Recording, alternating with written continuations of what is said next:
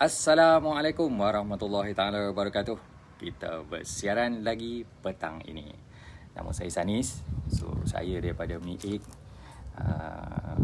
Petang ni saya nak ceritalah macam mana saya boleh bermula ternak ayam, ataupun kami di Mi8 ni bermula. Sebenarnya benda ni bermula daripada saya, insyaAllah. So, sambil layan saya berkongsi macam mana saya bermula, so kita layan dulu. Petang ni ada pulut durian. Sedap, sangat sedap. So, okey. Benda ni bermula pada 2013. Saya sebenarnya benda ni sekadar suka-suka lah saya buat. Saya ternak ayam ni sebenarnya suka-suka je. Bukan ada faedah apa sangat pun sebenarnya. Tapi saya suka-suka, mula-mula tu suka-suka je. Lepas tu dalam sebulan dua tu saya nampak macam saya rasa saya perlu buat sesuatu.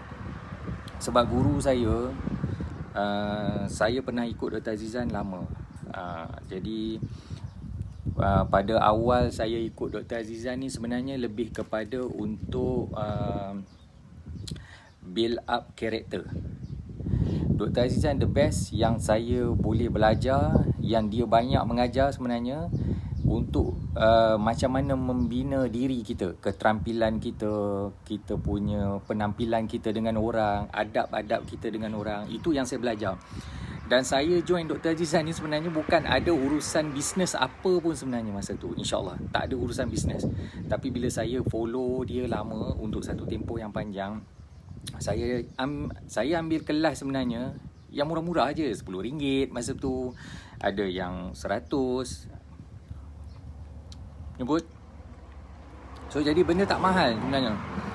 Saya just buat dan saya dapat sebenarnya benda tu. Dia membina karakter saya. Walaupun peringkat awal tu macam kita tengok guru kita sendirilah. Nampak keras tapi sebenarnya dia mengajar kita. Daripada situ saya belajar. Saya mengenali dia apa, tak kira lah setengah orang skeptikal dengan dia, tak kisah itu macam mana judgement individu seseorang terhadap beliau. Tapi untuk saya sebenarnya saya lebih kepada membina diri saya. Dan insyaAllah saya dapat sebenarnya benda tu. Sangat-sangat berkesan untuk saya lah. Sebab saya masih lagi pegawai kerajaan. Dan saya rasa benda tu sangat membantu karakter saya lah. Dan saya telah membuat beberapa kali cubaan lah sebenarnya. Ini cubaan membunuh diri sebenarnya. Cubaan membunuh, bukan membunuh diri lah, membunuh kerjaya. Saya sebenarnya dah cuba beberapa kali untuk berhenti kerja. Memanglah orang tua saya pun tak bagi sebenarnya. Tapi ada hikmah di sebalik tu. Daripada situlah saya belajar macam mana membina diri. Dan alhamdulillah saya dapat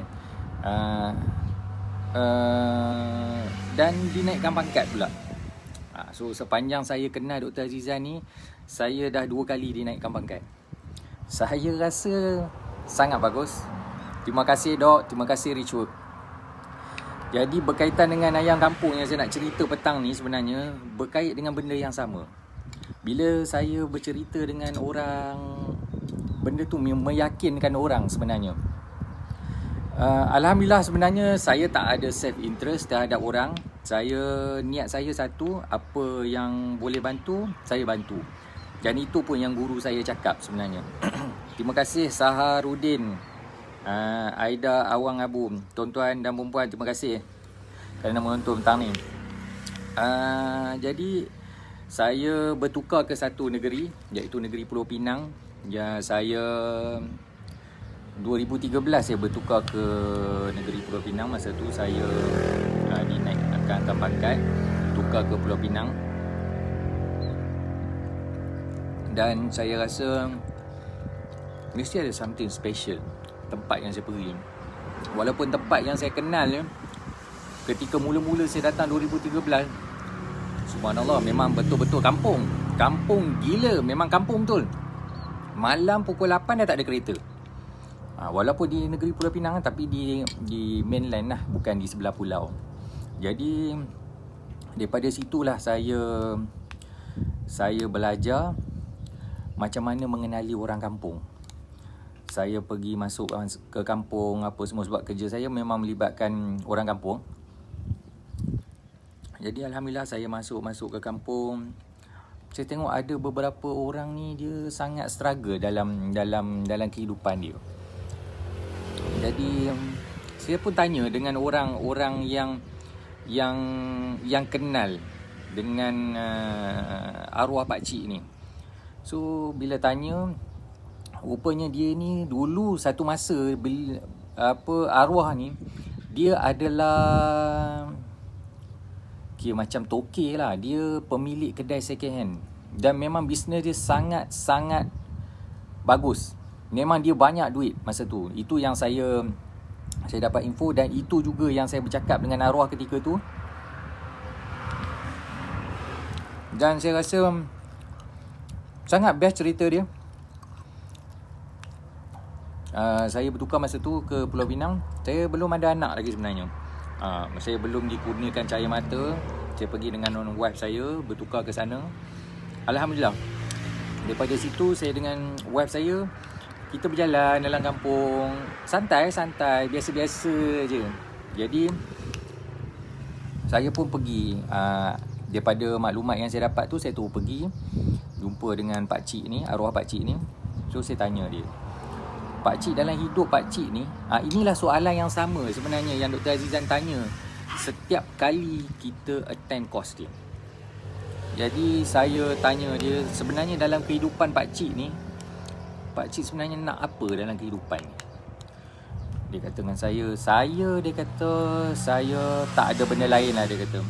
Kalau saya dapat dalam kehidupan saya ni, kalau saya ada duit, saya nak melawat saudara mara saya. Saya tanya saudara mara yang macam mana?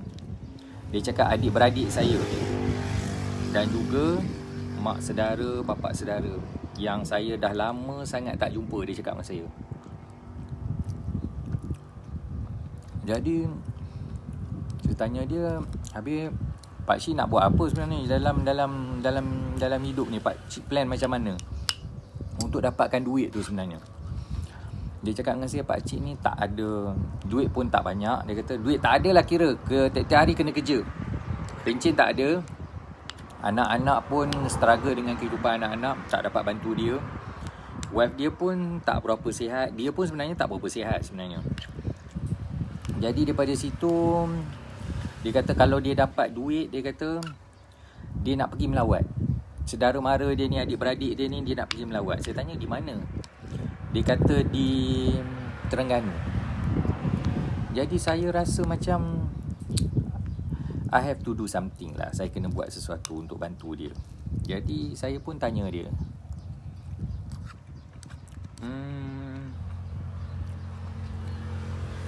pakcik nak tak bela ayam? Saya tanya dia. Dia kata kalau dia nak keluar modal, memang dia tak dapat, sebab dia tak ada modal. Dia kata kalau ada orang, dia kata nak bagi modal, nak keluarkan semua, dia sanggup nak buat, dia kata. Saya pun cakap dengan dia macam ni, pakcik, saya duit tak banyak, adalah sikit. Kalau saya bermodalkan duit ni untuk ternak ayam, modal tu reban ayam saya uruskan, modal makanan saya uruskan, modal untuk anak ayam pun saya uruskan. Nak tak kalau kata kita bela, pakcik bela sepenuh masa, saya datang tengok tiap-tiap hari, yang mana saya ada masa yang tak mengganggu kerja saya. Selepas tolak kos yang mana kita dah keluarkan, kita open terus. Saya tak ada nak sindung-sindung, saya cakap dengan dia. So dia kata dengan saya, selepas tolak kos, saya cakap dengan dia, kita bahagi untung tu separuh-separuh. Dia terus cakap dengan saya, baik lah, saya pakcik setuju lah, dia kata. Dia cakap macam tu. Jadi itulah bermulanya saya ternak ayam. Bermulanya meat egg dekat situ. Sebab saya nak tolong dia. Alhamdulillah Tuhan bagi kesempatan. Benda yang saya buat dengan arwah ni berjaya. Saya sempat 2 kali, 3 kali macam tu lah. Dia kalau tak silap saya dalam 3 cycle kot rasanya. 3-4 cycle macam tu lah. Sebab ayam ni lebih kurang dalam 3 bulan lebih sikit macam tu lah. So saya rasa macam setiap hari saya pergi, dia sangat enjoy benda tu. Ika Zain, selamat petang. So dia sangat enjoy dengan apa benda yang saya buat dengan dia tu. Saya pun sebenarnya saya tak ada masalah. Benda tu yang saya buat pun tak ganggu kerja saya. Daripada situ saya banyak bantu dia. Saya datang benda ada yang tengah malam, kadang dia telefon saya, dia kata, "Cik," dia kata, "petang ni malam ni ada masalah sikit lah apa semua." So saya datang. Kita sempatlah buat benda tu. Kalau tak silap saya lah 3 cycle 4 cycle macam tu lah. Cik Razita Z, puan, selamat petang puan. Okay. Jadi bila saya buat di Pulau Pinang ni, benda tu dah jadi macam satu benda baru. Orang tak pernah buat pun. Mana-mana pegawai kerajaan yang ada di kawasan tu pun tak pernah buat benda-benda yang saya buat ni. Tapi saya nak buat tu sebab asas di guru saya dah pesan, mesti ada niat nak tolong orang. Daripada situlah saya berusaha juga nak tolong orang. Dan Alhamdulillah saya dapat benda tu. Adalah beberapa tragedi di tempat tu. Sebab tempat ni tempat rendah.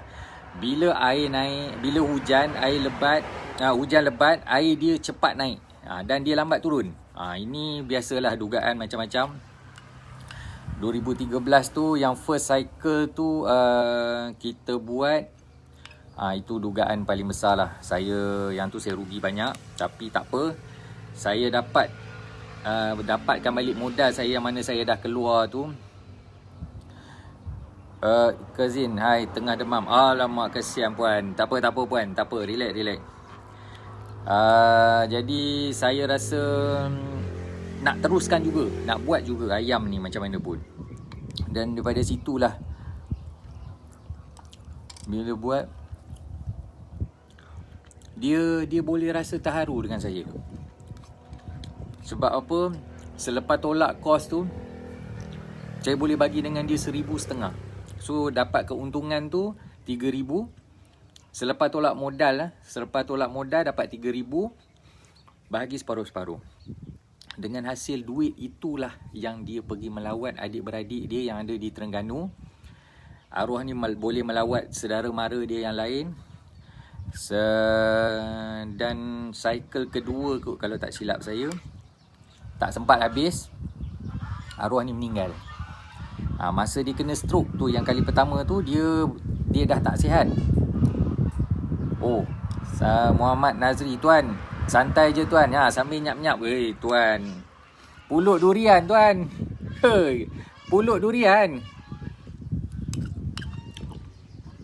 Jadi dia selepas dia balik daripada dia melawat saudara mara dia tu, Alhamdulillah, saya betul-betul sangat-sangat tersentuh lah dengan apa yang berlaku. Jadi saya rasa saya tak boleh berhenti sampai situ. Saya mesti teruskan. Jadi saya buat untuk second batch apa semua. Jadi arwah ni dah tak panjang umur, dia meninggal. Saya masih terus dengan isteri dia. Semua buat tidur mengigau ni. Sabar Tuan Nazri, Tuan Muhammad Nazri, sabar tuan. Jadi saya pun sempatlah bagi yang, kalau tak silap saya, yang batch ketiga kot saya bagi pada dia. Masa air naik kawasan tu pun saya dengan dia sama-sama. Kita collect ayam yang dah terendam dalam air tu. Kita collect lagi, ada yang mati, kita buang apa semua. Saya macam-macam saya lalu dengan dia. Alhamdulillah, dia umur dia 70 lebih. Dia sangat-sangat gila committed dengan kerja dia. Jadi bila guru saya pesan kita nak buat sesuatu, mesti committed dengan kerja kita tu. Dan saya dapat rasa lah benda tu. Saya dapat rasa dan dapat menjiwai sebenarnya apa yang dia buat. Alhamdulillah dia dapat. Dia cakap dengan saya, terima kasih banyak cik, dia kata dengan saya. arwah ni cakap dengan saya, dia kata terima kasih banyak. Saya dapat juga akhirnya dalam hidup saya dapat juga melawat saudara mara saya sebelum saya pejamkan mata. Jadi selepas pada tu saya buat, dia tak sempat habis. Saya masih teruskan dengan isteri arwah ni, teruskan buat. Dan alhamdulillah yang last tu saya jumpa isteri dia. Sebab saya dah kena tukar, saya dah tak boleh tinggal di dalam saya dah tak bekerja di daerah tersebut, tapi masih di dalam negeri Pulau Pinang lah. Saya ditukarkan ke dalam pulau. Kalau di Pulau Pinang ni dia orang panggil macam, di pulau ni itu yang Pulau Pinang sebenarnya, tapi di pulau ni kalau di sebelah utara ni dia orang panggil Tanjung. Tanjung ni kira famous lah masa dulu. Ada padang kota apa semua dekat situ. So saya ditukarkan dalam daerah Georgetown. Jadi saya cakap dengan isteri dia, saya tak boleh nak teruskan makcik. Saya harap makcik teruskan dengan apa, sebab saya dah dapat semula modal saya. Jadi makcik teruskan. Jangan dibiarkan benda tu tak berguna. Jangan jadikan dia sebagai gajah putih. Jadi membazir. Alhamdulillah isteri dia pun teruskan. Masih sekarang saya tak pastilah. Tapi selepas pada tu saya masih check. Dia orang masih arwah isteri dia ni dengan anak-anak masih teruskan lagi dengan ternakan ayam ni. Dan daripada situlah sebenarnya saya dapat bantu orang. Saya rasa macam sangat-sangat bersyukur. Bila satu perhubungan yang telah lama terputus disebabkan tak ada duit, tak dapat berjumpa, saya dapat bantu. Tuhan dapat dorongkan saya untuk bantu arwah pakcik ni. Jadi saya rasa macam sangat enjoy sebenarnya. Saya sangat rasa momen tu. Itu peringkat awal macam mana saya bermula. Sebab daripada nak tolong orang je sebenarnya. Padahal duit tak banyak pun sebenarnya. Masa tu ada dalam 2,000 lebih, 3,000 saja. Tapi saya sangat-sangat bersyukur saya dapat bantu dia. Dia dapat tengok saudara mara dia. Dia balik cerita dengan saya, feel sambil minum kopi apa semua. Jadi saya rasa alhamdulillah saya dah bantu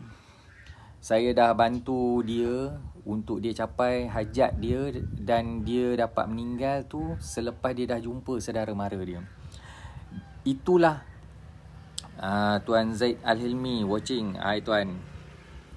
Jadi saya rasa macam sangat seronok. Saya dengan isteri saya ni, kita dah biasa duduk di Lembah Kelang. Kita biasa tinggal rumah di Lembah Kelang. Jadi bila kita tinggal di kampung ni, bila ada momen-momen macam ni sebenarnya, itu yang membuatkan saya macam sangat happy dengan wife saya.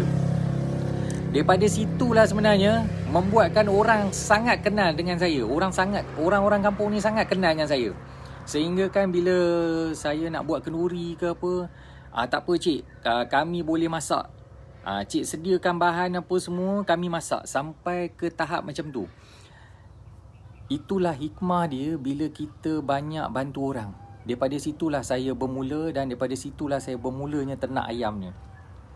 Tapi ada banyak fasa saya melalui bila saya buat di situ. Banyak benda saya jumpa. Benda ni saya akan share bermula daripada hari ni, macam mana saya bermula. InsyaAllah dia sangat-sangat memberi ilmu kepada orang lain untuk future. InsyaAllah pada saya mungkin sesetengah orang tak dapat lalu macam saya. Tapi apa yang saya lalu, apa saja ilmu yang saya dapat, InsyaAllah saya akan berkongsi bermula pada hari ini macam mana saya mula menternak ayam. Macam mana meat egg tu bermula. InsyaAllah saya akan tunjuk, saya akan cerita. Dan benda ni sebenarnya sebagai orang cakap macam sebagai orang Islam, kita ada tanggungjawab yang dinamakan sebagai fardu kifayah. Kalau kita tak buat, kita akan ada masalah. Kalau kita tak buat, ada orang lain buat, masih okey lagi. Sekurang-kurangnya mesti ada satu orang yang buat. Dan saya sebenarnya memikul tanggungjawab tu sehingga sekarang. Dan saya rasa benda tu saya tak boleh berhenti, dan saya mesti teruskan sampai bila-bila. Itu macam mana mula-mula yang membuatkan saya menternak ayam sebenarnya. Bukan bidang saya. Saya tak pernah tahu pun nak ternak ayam ni sebenarnya. Memang tak tahu pun sebenarnya. Saya tak pernah pergi kursus. Saya tak pernah ada intensif secara tersusun ataupun ada guideline. Tak ada. Saya just pakcik Google je yang banyak bantu saya. Itu je peringkat awal. Lepas tu bila saya masuk fasa menternak tu, dia jadi macam experience saya. Daripada situ saya mula kenal orang. Daripada situ saya mula tahu benda-benda sebenarnya. Sebenarnya dalam Islam ni, kita dituntut untuk makan makanan yang tak boleh ada benda-benda syubhah ataupun benda yang was-was. Kita yang tahu, kita kena bercerita. Orang tahu, dia ada hak untuk memilih. Tak semestinya kita kena paksa dia. Macam guru saya cakap selalu, kita tariklah kuda tu macam mana pun dekat sungai, tapi kita tak boleh paksa dia minum. Daripada situlah saya belajar. Daripada sinilah saya akan berkongsi dengan tuan-tuan dan puan-puan macam mana saya mula menternak ayam, macam mana saya mula membina branding Meat Egg ni sebenarnya. Bukan bermula dengan branding produk tu sebenarnya. Tidak sama sekali. Saya bermula dengan branding diri saya.